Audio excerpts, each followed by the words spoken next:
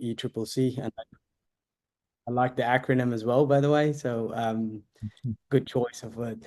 My name is Alishum Ali. I am now entering 40 actually.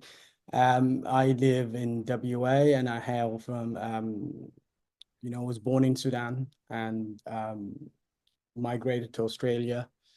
Lucky or unlucky, however you see that, but I see that it was by the grace of God that people do get opportunities in this world. So Alhamdulillah, I was given the opportunity to be here and grateful for that for my family and especially my uncle who decided to bring the whole family over to Australia. Yes, I can talk more about myself if you like. Yes, That please. Yeah, so I'm a father of 6 kids, alhamdulillah, married, and have my mother and father are still alive, alhamdulillah. And, MashaAllah. my father is a freedom fighter from previous in Eritrea. He's from the 60s. He was in the liberation front of Eritrea. His name is Sheiqة Ali, and my mother is also from a family of freedom fighters in Eritrea. Both her brother and others in the family are actually martyrs in that struggle for freedom for Eritreans. And I am eternally grateful, of course, for their sacrifice. And that's my background from my parents' side. Um, I'm professionally, I work within an area maybe not familiar to many people, which is technology transfer or business development in innovations. At the moment, I'm more specifically or more targeted toward healthcare and technology. That's my professional background. My educational background is I have a double degree plus some research degrees. So my background in that area is within forensic toxicology and biomedical sciences. I've done a research similar, let's say equivalent to a master's degree in tropical diseases, infectious diseases. And it's funny that I chose that topic knowing that my parents were saying when you were a kid, you had multiple malarias. So I feel like I was kind of guided to get into that area of health. Other than that, one of my kids, unfortunately, Yusuf, was born extremely early and it was an unfortunate event. However, he was born very early and that kind of pushed me or steered my career path a little bit towards having to seek for answers. And my personality most of the time doesn't allow for me to basically just accept status quos. And I ask a lot of questions. And one of the options for me from people I think who had enough of questions is to say that, oh, why don't you just answer your own questions and do a PhD? So that took me on a journey with a family. Unfortunately, couldn't do it full time, so I'm still doing that part-time basis on hopefully a noble cause of preventing preterm birth and applying more precision in how the most vulnerable groups in our world, mothers who are pregnant really and infants, and how we can avoid these complications that most of the times, unfortunately, due to human error and lack of precision in how care is delivered. So I'm somewhere about maybe 90% finished with my PhD in that area, and hopefully that will make a change. But my life really doesn't stop there. Professionally, I have continued to develop and grow in multiple areas of that is entrepreneurship and also consultation as well as community activities here and there. So yeah, I'll send it back to you. Like I said, I will continue. So it's better if you MashaAllah. MashaAllah. That's excellent. May Allah give you the tawfiq to finish your PhD, inshallah, soon. And you benefit the community even more with that knowledge that you're acquiring at the moment. So that's quite an incredible journey, and it sounds like you've had so many fascinating experiences. Now, let me start. You mentioned that you being the first in family, right, to go to university. This question was asked to us when we were doing our first degree as well. I mean, you're from Eritrea, yes. Oh, do you have this? You have, the famous question. You have buildings. You have. So we're at university. So how did it feel? How did that experience of being first in your family to go to university shape your perspective on education, on your family's future, on everything? Oh, very big, loaded question. Look, I'm not sure if it's a blessing or Right. a burden on me for that to have happened, but I'm proud of it nonetheless. Look, ignorance in the world does exist, as you know, even though the dissemination of information is everywhere, and information is easy to come by, but many people are ignorant of the world, especially Eritrea, subhanAllah. Not many people even know the existence of Eritrea, and I find myself most of the time having to, I'm not that very good in geography, but it's still, I still have to direct people on the geography of Africa, and we were a little bit above the Horn of Africa. So, you find that you are always on the explanatory, and it's not a beautiful position to be in, especially in the West, because you already are feeling as an outsider to a certain extent, and the fact that that's made clear to you by these kind of questions and put you on the back foot a little bit. But that's when Eritreans, I'll have to say that we are an amazing culture, and we are a resilient bunch of people. And I think it's even in our DNA that those kind of things don't move you off your track very easily, and it comes naturally. We're very upfront and forward and proud. So I answer it with absolute conviction that I'm from Eritrea. I am from a country that struggled the longest struggle in Africa, and have gained their freedom despite all the challenges. And I take that with great pride. Being the first in my family is not something that you plan, but for most Eritreans, older generation than I am, they didn't have the opportunity to be educated. Either they were struggling an armed struggle in Eritrea, or staying alive and surviving, or being in as aliens in different countries in Sudan and these areas, is to stay afloat and stay alive and look after their children and so on. So education didn't really come to those before us, but it's something that they held dear and really instilled in the minds of their children, because every parent wants the child to do better than them. So I'm grateful that this is something that was instilled in us early on in life, and it stays there. So whatever you really tell your children early on, even though it's not acted upon immediately, it's something that stays. So it's something that I kind of live by at the moment, where I do mention those things, and I do encourage my kids in the same way that I was encouraged. So it's an interesting story that I was the first in my family, actually. I'm not the oldest in my family. I'm basically in the middle somewhere. And it's not because my older siblings are not intelligent or anything like that. It's far from it, actually. They're more intelligent than I am. It's more that when you first move into a country, I think most of the time there's a lot of pressure on those that are a little bit older into supporting and ensuring. In our case, my father wasn't with us when we first came to Australia, so it was a little bit difficult for the older ones to focus on anything else other than ensuring that we are all okay. Yeah. So for me, another thing that really helped in that is I came to Australia about when I was 9 or 10.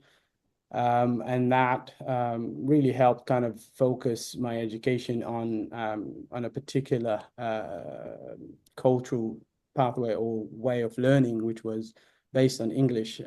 So I went to primary school in English and high school and so on. And it's very difficult for others to switch between languages, especially if you're reading from right to left and then left to right, and the language is different. And yeah, and creating friendships and creating that assimilating into that environment is much harder for those who come a bit older. But for me, I was lucky that happened. So but it's not without its challenges going through education in the West from someone from a migrant background, without the education role model. If we just focus on education, because role model is multifaceted. So I didn't have that direct role model of education immediately for me. So I went through the usual challenges of what young people would go through, which is, you get pulled in multiple directions, during high school specifically. It's towards the later years of your high school is when that happens actually, and it's a critical moment. And that's probably where I'll share that negative story about someone saying something that stuck on my mind. So Please do that one. Yeah. yeah, I Because think it just proved that a single word maybe can make, the effect of one word. Yes. you're absolutely right. So one time, I think it was year 10, and no, year 10, and my mother had one of those parents meeting days, and at that time, being a teenager and involved in all kinds of things with what teenagers get up to, and really you lose focus of what's important. And one of this teacher that I don't think I'll ever forget. I think I'm slowly forgetting his name, but I think it was James of sort. And he said something to my mother, and I was listening, and I'm not sure why he felt like he needs to say something. He goes, "I don't see a future for your child. All I see is that he's on his way to jail or anything like that." And that that made me, at that initial response, is to rebel against this person and rebel against, and basically say no, but not in a constructive way, more no in a, who are you and this and that, right? But I'm grateful for my mother for taking that seriously, and taking it as a red flag that I need to do something. And I was grateful that she chose to, the next time she traveled to see her mom or anything like that overseas, that I was going to be with her, the only child to go with her. And she decided to go for 2 years. Okay. Yes, absolutely. So, عسى أن تكرهوا شيئا وهو خير لكم. So, of course, you get excited, and you have conflicting thoughts and feelings about different things. But when you trust, family always wants good for you, not bad. So you have to have some level of trust for your family, and not completely rebel against those that love you unconditionally. So I went along on that journey, and it was a beautiful journey. It was growth. I ended up perfecting my Arabic, to be honest, and I spent so long in Egypt that I fell in love with that country, and made lifelong friends, and met many other families, and also ended up visiting Eritrea for some part of that journey. So and Eritrea was a beautiful place. I did not expect that, because I was not born there. I've never seen it, or if I've seen it, I think I would have been a baby. I really loved it. It felt home immediately. And even though there was no electricity, nothing like that, I lived, and I'm not sure if you know where Asawirta people live. I think they live 6-hour hikes in a mountain somewhere. So Okay. that was a bit of a shock. Yeah, I need a But visit as well. yeah, it was beautiful. Visited Hong Kong. Sorry? I haven't been there for quite a long time. Yes, Yeah, but I it's a should. beautiful place. It's a Yeah. beautiful place. It's an amazing, and the people are even a billion times. If you think Eritreans are nice where you met them, they are a billion times much more nicer there. And just going through those 2 years, I saw life. I got to experience life from a lens that is not, when you live in abundance in the West, you don't really see what life really is like, and the responsibilities that should be on a person, regardless of age. That you realize those who are a bit younger than you are carrying families, those who are, you kind of feel a bit of shame at some point, and you feel like, what am I doing with my life? And I have all these opportunities, and those people have, a minuscule amount of that, and they still are resilient and doing really well. So I was grateful for my mother for that. Allowed me to learn my own mother tongue as much as I can. They made fun of me, but I can Yeah. understand them now. They can Well, have jokes. it was something very interesting when I was reading. You said you can speak Sahonoda, so the Yo, mother yo, tongue. yo, amazing, Dima. Yeah, Very yeah. impressed. I mean, we, the writing part, the writing Oh, part is I always argue because I can speak the Tigrinya, and stuff, but I, writing, no. So maybe I, that's the I next step. Well, it's in English, Latin, what they use Mhm. for my mother tongue. But I know Tigrinya was a bit hard for me, to be honest, because people just don't speak it around me. Right. But Yes. I learned a little bit, to get by, and quickly forgot it. It's a very interesting language. You need to kind of practice it for some, Yeah, I need to use it. No. Yes, in a correct. way, right? It's an everyday life. It's an everyday Yes. language. Yes. Yeah. Yeah, that's true. That's true. Yeah. So Excellent. yeah. So That's good. I mean, coming out from a negative thing to get something positive, it might be more fulfilling, right? Than the expected, right? Or when you expect, okay, if I do this, I'll get positive. Maybe it tastes better if you something negative turn completely into a positive, massive, positive in a way that changed a life, a Uh, path. So, Absolutely, mm, absolutely, and I agree to a certain extent with that teacher by saying that you'll end up, because I do have a lot of people that I knew that ended up exactly what he said, right? Like, and if you live in the West, you know these stories, like correct. you know Yeah. exactly what I mean, like best friends and people who they just ruin their life. So for me, I see it as a fuel that that you don't need to rejuvenate. It's a one-time fuel. It's kind of a nuclear reactor that's been Correct. implanted, and it gives you that drive to continue on your own. And it takes a lot of a burden of others. You become more support than a burden to your family when you start thinking good for yourself. SubhanAllah, it's only thinking about yourself, but it makes everybody relaxed and easy. Yeah. So when I came back, it basically, I in a way, I just knew what to do. I just knew what to do. I was still 18, 17, 18, and I just knew what to do. I grew up 10 years in that That's short time. shocking. Mm. Yeah, absolutely. So I straight away went and found out what do I need to do to kind of better myself. And an option for that was university and education, because remember, it's in the back of your mind. Yes, It's of not. course. Yeah. So I went through. I did a year, and it's a year 12. So I was brought in there, and Alhamdulillah, it was a lot of struggles, very very difficult. I might say that high school is the hardest thing I think I had to do, to be honest. More harder than anything else. And it's because of age, because of lack of support, because of the multiple pulls that Yes. pull you in multiple directions at that age, and you have to stay focused, and you exert a lot of energy, you lose a lot of people, and you just have to kind of be okay with it, and have your focused on your goal. So I think that journey kind of gave me that focus, and I ended up basically being accepted into engineering. And I actually at that time was 2006. I chose to do renewable energy engineering. Even then, I still had something in me where it was more like I like to think of the future. I don't like to think of the past much. And I wanted to do something but it's more kind of like an emotional decision, a drive, like to do that. And I think, yeah, so I ended up, being accepted into university, and accepted immediately, actually, which was a good thing. I didn't have to struggle like others.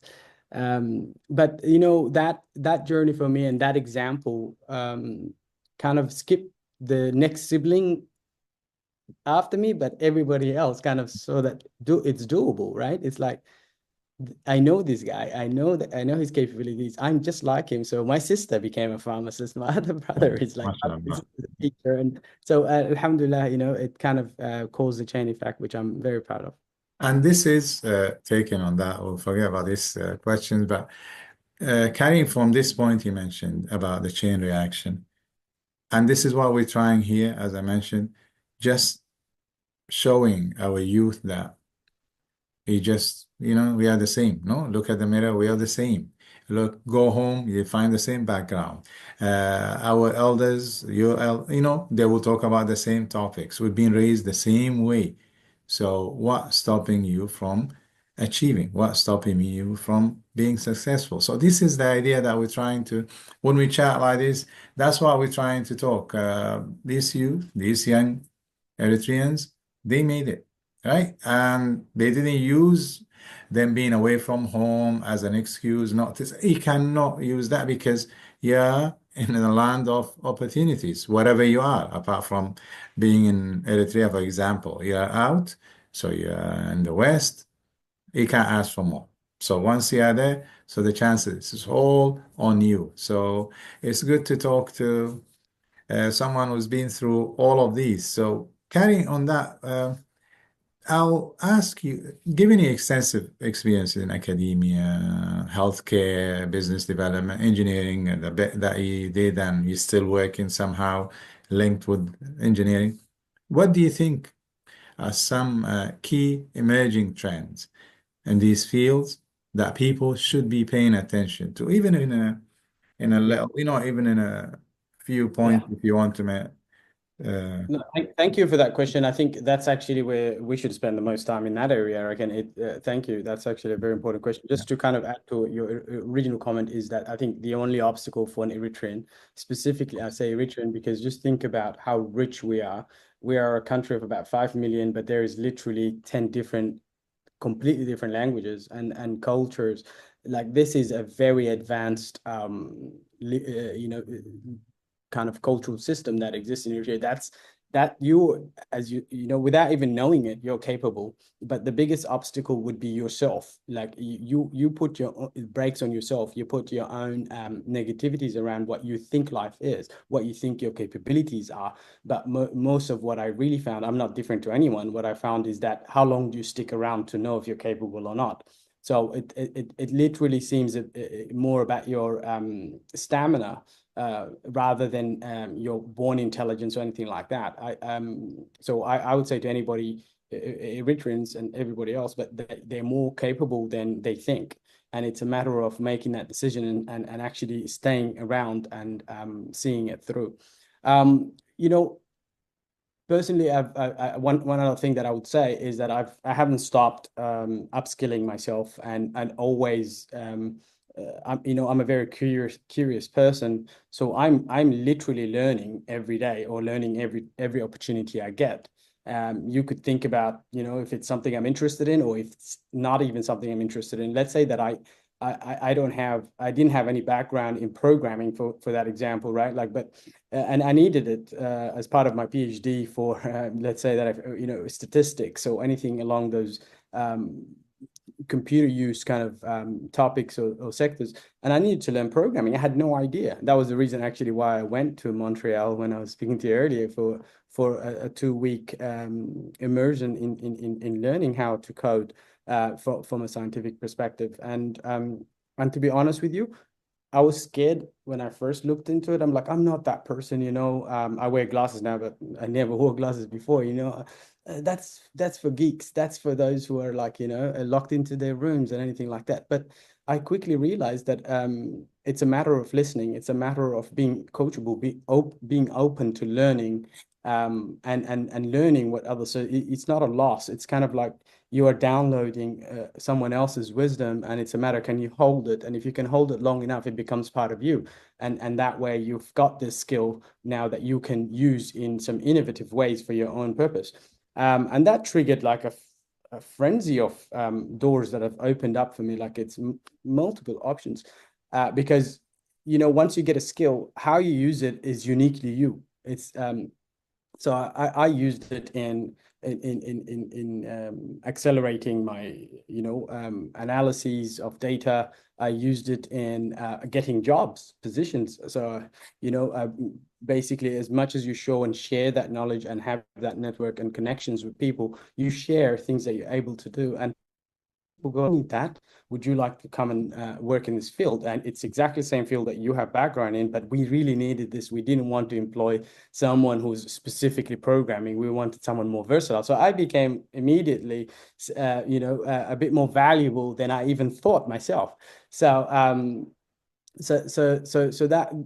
that way, even though I wasn't a programmer by education, but it ended up with practice and constant use that I became good enough in that area that I'm able to kind of offer solutions, improve efficiencies, and these are skills that are used across all areas. So speaking about trends, technology is absolutely, and it has nothing to do with the passion that you like or not like. It's a tool, just like having a pen or having a keyboard to type with your ideas. So these enabling technologies such as programming, or if we're talking about trends, let's talk about what is the biggest trend at the moment, and I don't think anyone should ignore, is the large language models, or artificial intelligence, is how everyone is seeing them. And and I think it's wrongly even named as large language model, because people kind of put them in a box that is just to do with language.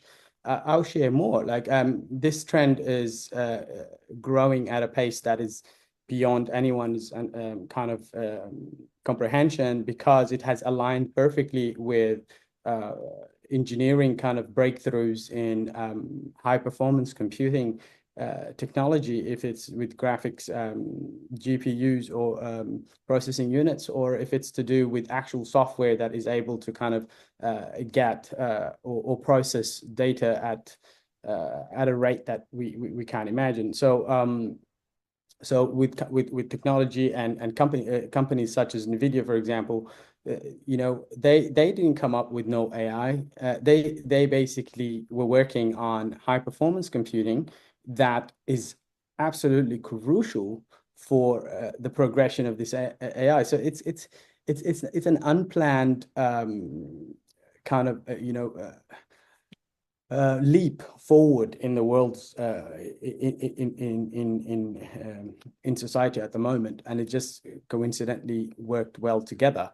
And it's moving at a rate now because they both kind of work with each other. So now that you have the computing power and the processing power and the software to run that more smoothly and easier, to use those machineries and those compute power to run these LLMs, that makes them much more intelligent every time, because you can actually update those LLMs and vice versa, those devices and those technology, using the same technology. So it's kind of like looping of improvements. So so in this area, what ended up happening to me personally, as maybe something that I didn't share, is I ended up connecting with people who've got similar interests in this area of AI and the trend that's coming, and it's influencing literally every part of anyone's life. And if you imagine that no one is using that, you'll be wrong, because it has even changed the way people communicate. Everyone has been enabled to a point that they're able to get their points across. Rather than writing it or typing it, you're able to now use your curiosity, it doesn't have to be perfect English. As long as you know English, then you are literally better than, you are in a position that is, more privileged than 90% of the world that don't speak that language, or don't have access to that language, or access to the technology, which is either a laptop, or even if you're lucky and you are in these institutions, which is made available by governments in the West, that can give you compute power, where you're able to use that GPU, you're able to use that power for your own purpose, because automatically the economy grows as you grow, and that's absolutely supported. So I met the right people and got involved with the right organizations, and me and this other person who's in Norway, because this is a global thing, right? So we decided to make something called Plate of AI, where we're able to go to any business and basically say, hey, we can automate all your tasks, literally all your tasks, we can automate it. Would you like that? And offer those kind of bespoke solutions, microservices, or whatever you want to call it. You can even take it to yourself. Like right now, I automate as a business development manager. I used to take an idea, and I used to take it in and research the idea and offer solutions and improvements, and progressing that technology forward to the market. Now, that used to take me maybe 2 weeks, right? It used to take a long time, because now I automate that research. I automate that gathering of information, right? Saves you a lot of time, I can imagine. Yeah, absolutely. It's not just time. It gets even better, like, because it's also dependent on your innovative mindset, right? And your way of thinking. So what happened, I actually had this project come to me about a year ago now, a year and a bit ago, and they were looking at predicting women who have ovarian cancer. And they were using data that's gigabytes and gigabytes, so thousands of genes, trying to identify a signature that can predict which ones will respond to which treatment. And they were using rudimentary statistical methods. And even though it's an innovation in itself, however, it was just not, it wasn't good enough as it is. So one of the suggestions that I made, and it's not my area, it's not my research area, and I basically made a suggestion that, do you mind if I help in this area or actually try to improve it? And ended up using AI and some machine learning that I've picked up along the way in my journey. And we were able to kind of reduce those thousands of genes into a list of 5 to 10 that are able to predict at like 90% those who respond to which treatment. And I was automatically added as an innovator in that technology just by that suggestion and implementing that. So putting yourself in the right places, learning the technology, and it's not as hard as you think. And it even gets better. You don't even have to kind of learn it in the traditional way. You could actually learn it in the way you want, because AI can help you learn it in the way you want, or the way that you can ingest and actually regurgitate back. So we are in a time that I think would not come around again for the next 40 years, probably, or my career at least. I don't think any spark like this will happen again. So anyone in the West, like especially Eritreans, should absolutely take advantage of this resurgence of innovation, or how do I say this, renaissance in a way. It's a so Excellent. yeah. I mean, I hope there will be, the youth, as you said, it's not difficult once you are in, right? It's just the difficulties before. When you're looking from the outside, you will always doubt yourself. And you mentioned a good thing about you, that self-confidence. And I think that self-confidence increases as Yes. you go through this. You go into the deep. They actually surprise you, because people start coming to you. Correct. So they start asking you, be like, what? Yes. Yeah. Okay. So then you start, confidence, you start feeling like, hey, of I course, actually know something that's I can helpful do here, this. because others can recognize it, right? Yeah. Thank you. That was really good. I mean, you've answered. I had few questions, but I'm happy that you answered even better questions that I don't have. So that's even good. So we have one part to continue, which is we use as a section, part of our interview, where we say advice to Eritrean youth. So the way we try to do it is, I'll give you a keyword, and you just tell me what's the advice that you give based on that word to the youth. We'll do that in the second part, so we'll have to stop now, Ali, and then start again. The reason I was late, in fact, because the account didn't work. So I'm using an account that is anyway. So we have to stop and restart again. Yeah? No problem. And then we'll go for the second part. All right, I'll see you in a second. Okay. So. Bye. Assalamu alaikum warahmatullah. Alaikum assalam. Welcome back. So it was enforced break, huh? Okay. Apologies for that. So what we're going to do, this is the last part. I know it took a long time. Thank you for your time so far. This one, I'll give you a keyword. Just tell me, what do you think the Eritrean youth what's their reaction to that word? Okay, let's try. So it's an advice to the youth, the Eritrean youth. Their roots, their background. What should they do? So just a little sentence. Yeah. Learn more about it. It will empower you. Perfect. Education. Essential. Beautiful. How about changes?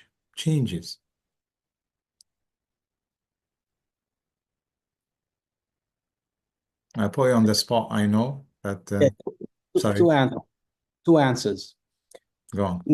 Not every change is helpful, but be open to change while having some sort of internal guidance with that change, as in like a steering compass internally. Okay. Let me just, this is an extension on that one. What would it be that internally, you said steering compass, that compass could be what? Because some people, they think it's one compass only, right? As in, if it's not this way, it's not other way, right? I believe there will be more than one compass as long as they all point to the north, for example, right? So, Well, as Eritreans, I think we're lucky. We are people that believe in God, and I think that's an absolute must because it gives you an advantage actually in wherever else most people are struggling with their spirituality or not having direction. And when you have that lockdown with the most beautiful religion in the world, of course, being Muslim, I believe you are that burden's taken off you. You don't have to exert lots of energy on that. So with change, if it's completely derailing to that focal point, I wouldn't reject everything because of course you'll have to kind of analyze and understand how if it's not absolutely detrimental and derailing, then I accept that change and move with it without having to fracture my own bedrock of beliefs, and these beliefs are transcendence of time, because I feel like it has never been a problem for me. It's always been very flexible. A good example of that is I live in the West, of course, and I'm in the professional world, and I don't engage in all activities. The very interesting thing is that this world of the West is moving towards that diversity acceptance, and you just have to feel confident in what you're doing, and that you would be accepted easily when you're more resolved around that area. perfect. Okay, so few more. Now, building a network. We're talking about youth, building a network.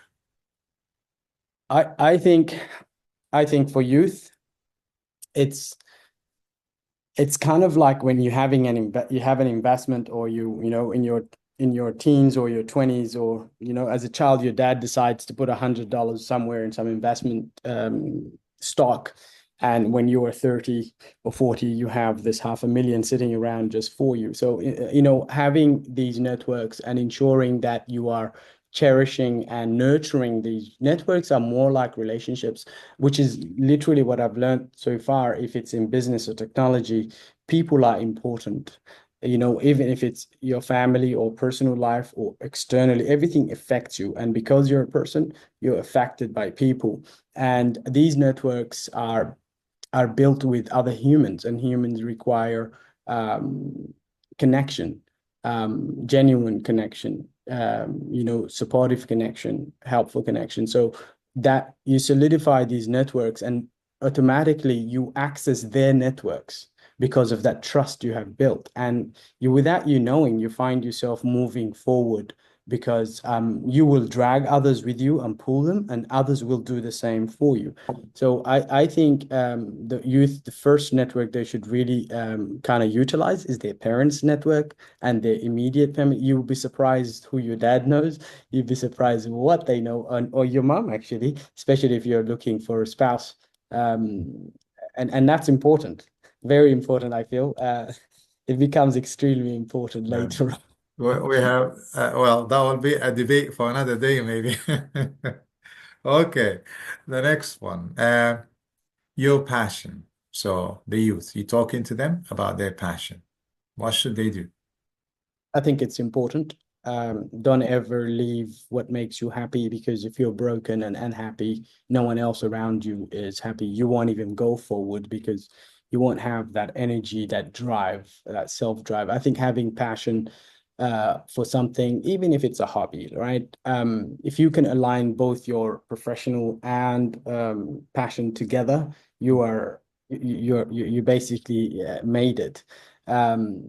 Where it feels that it's not a chore, right? You're enjoying something, and I really believe that. So when I started my engineering, it's very interesting. I thought I liked engineering, but I really didn't. I was more of a people person. I would like to be more in that area of health, and I fell in love with that aspect rather than what I know. Most of my friends, a lot of them have made a lot of money in a resource state of Australia, being in engineering. So, but to be honest with you, your happiness is linked to your passion, and yeah, and it's your energy. It's important. So I really recommend it, as long as it's a respectful passion, right?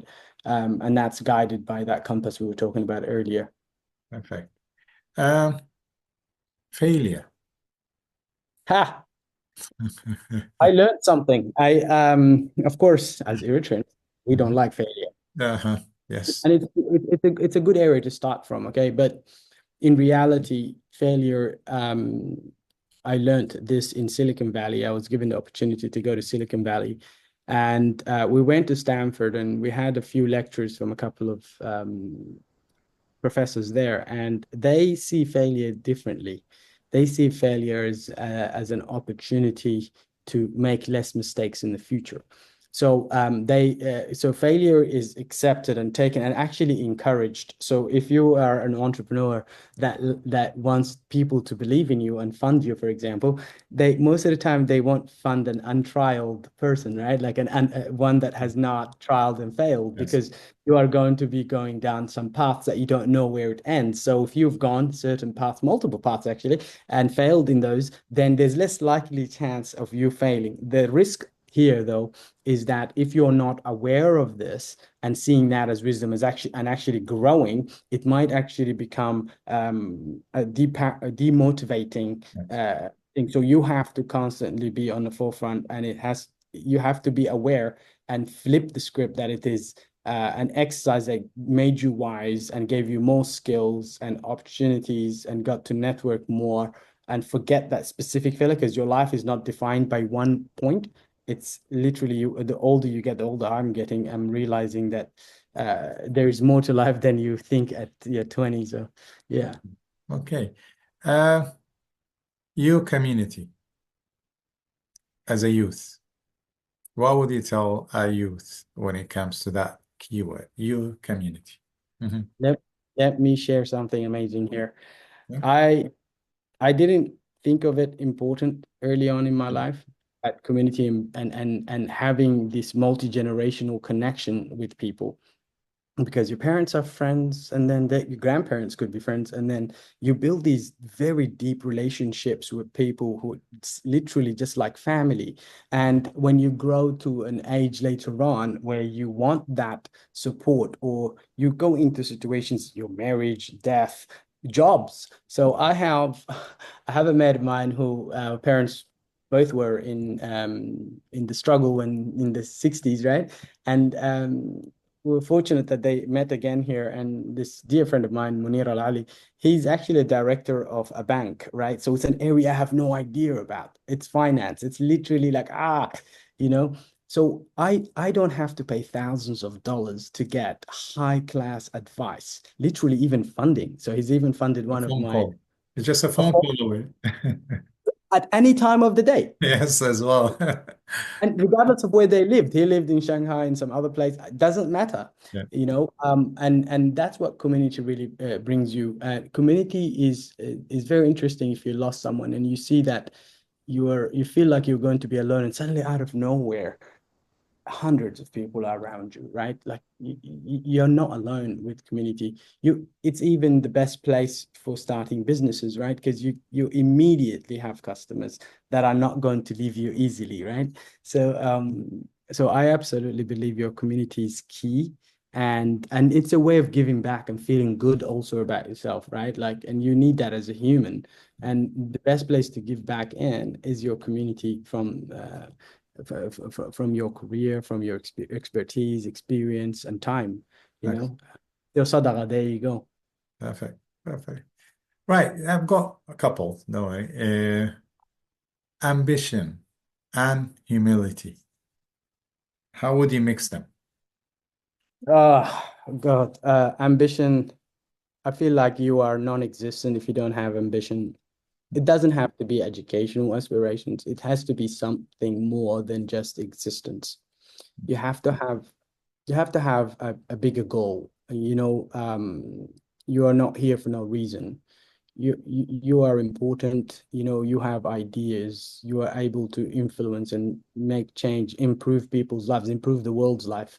You know, there is a lot that if you have a goal that you're working towards, nothing that hits you on the way will break you easy, because you're always looking at that higher goal. So regardless of what pitfalls you fall into, having that ambition, having that aspiration, I think really saves you. But to be honest with you, it's a dance between humility and not having a character or personality, or not having your position in the world. Some people take humility as basically keeping their head down, looking down, not raising their voice, not having a word.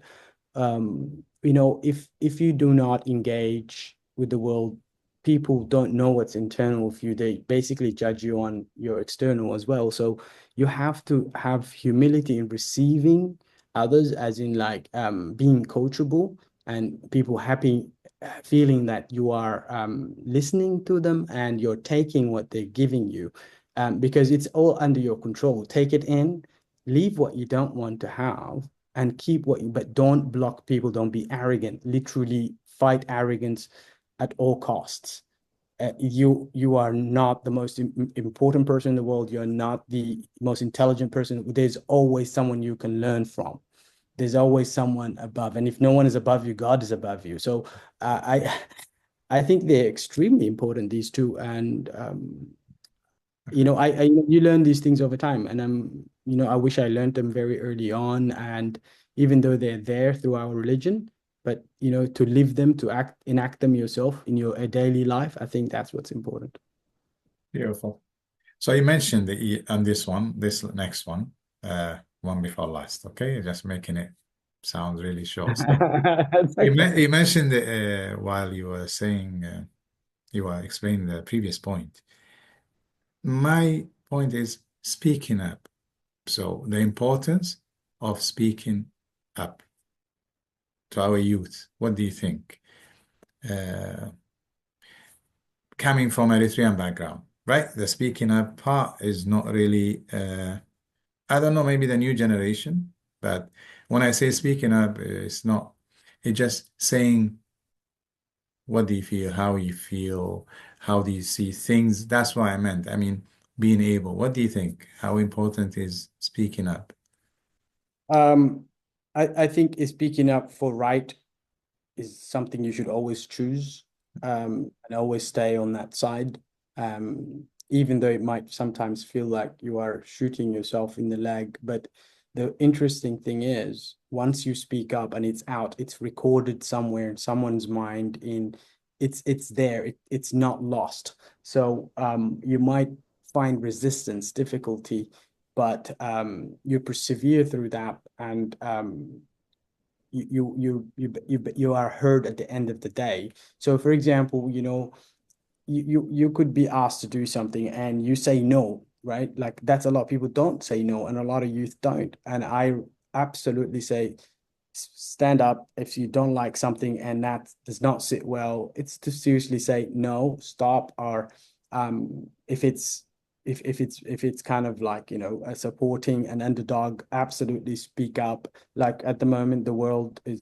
seeing a genocide, and my wife is from Gaza, right? So speaking up on that is not wrong. At the beginning you might have felt wrong, but look, it's not wrong. Another thing that a lot of us forget to speak about is the rights that are taken away from you know from our families, from our parents' lives.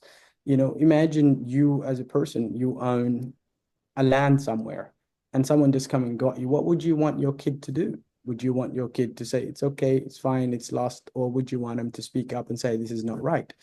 You know, freedoms, whatever it is that you have to speak. I think speaking up with respect, you know, no one is, no, I'm not advocating for people to, you know, to go AWOL and crazy, you know, it's more that side up with right. It's something that will help you sleep at night, and even though you don't think it affects you, like I can't do much for my father and his what he really wanted back home, but even showing him that I care is important, you know. Yeah. Absolutely. Okay, well, the last one is being patient. And you have been with me, but being patient. So how important it is to our youth? I'm lost as who's being patient. I think you're being patient. I kind of got tangents. I need to be more concise. Um, in Arabic, it's called sabr. In our deen, in Allah yuhibbu sabirin, you know, you are rewarded in patience. It's patience is a virtue, that's what's being said, and it's true. It helps you kind of think of when you decide to be patient about something, you always end up making a different choice, which is a better choice than your first initial reactive choice. And I know youth don't think of these things, but train yourself. No one's telling you to be the most patient, wise person, and no one wants you to do that, because you need to learn through mistakes as well, right? Like not crazy mistakes, but you need to learn through making your own mistakes. How else do you become this whole person in the world if you don't have any experiences? So I absolutely think it's a must. It's an important value that or practice that you should have. Perfect. Thank you very much. Now I'll give you maybe 10 seconds, 20 seconds, 30 seconds. We're closing off now. If you have final few words, Brother Ali, you want to share? Yes, look, I just want to say to my younger self and my younger brothers and sisters out there right now is to take opportunity of things and don't delay till tomorrow. So basically right now, there is an opportunity that won't come again in your professional lives, most likely. So I would implore you right now to pick up your laptop, let me just give you something practical. Any idea you have, take it to Google AI Studio, for example, just go straight there, talk to this intelligent machinery, then download another programming, automated AI programming, which you can speak to, and it does everything that you want. So I think just go ahead, take some practical steps, and taking those practical steps actually gets you to a point where you are better off than just learning about it and being this serial learner. It's kind of like just learn something, put it into practice, and then even if it fails, move on to the next one. You can, like, I'm open to being in contact with you know, your youth if they need any advice in that area. We But appreciate that. We appreciate that. absolutely do Yeah. not ignore AI in any shape, way, or form, regardless of which sector you're thinking of going, your education, your job, your family, whatever you're doing. Do not ignore this big change that's happening in the world. And you guys being next to North America, there's $500 billion that's gone into this right now. So I think I would Yes, recommend. correct. That's my professional advice in this area. But one other last thing, if I can say, is to Yeah. absolutely love your parents unconditionally. Please, please, please. It will not come back with nothing except good for you. So to respect and stay true to your beautiful culture and religion. So. Thank you, thank you, thank you very much. Thank you once again, Brother Ali, for sharing your incredible journey, wisdom with us today. Your stories, as I said, it's a powerful reminder of the strength and the potential within our community. So to everyone who joined us, we hope you had and you felt inspired. I have, and I'm a bit older than Badali, but still the source of learning, you learn all the way, you learn. And I'm in the education field, so been teaching for a long time, and still every day you learn something new. So I hope all of you felt inspired, motivated to continue building, supporting each other, and staying true to our roots, which is the key that Brother Ali highlighted as well. Finally, ECCC Talks will always be here to connect, empower, and celebrate the remarkable individuals in our community. Brother Ali being an example. Let's keep this spirit alive as we move forward together. Stay tuned for more insightful conversation and have Thank a you wonderful day. Thank you, Brother Ali. for having me. Assalamu alaikum. Bye. Bye. Salam.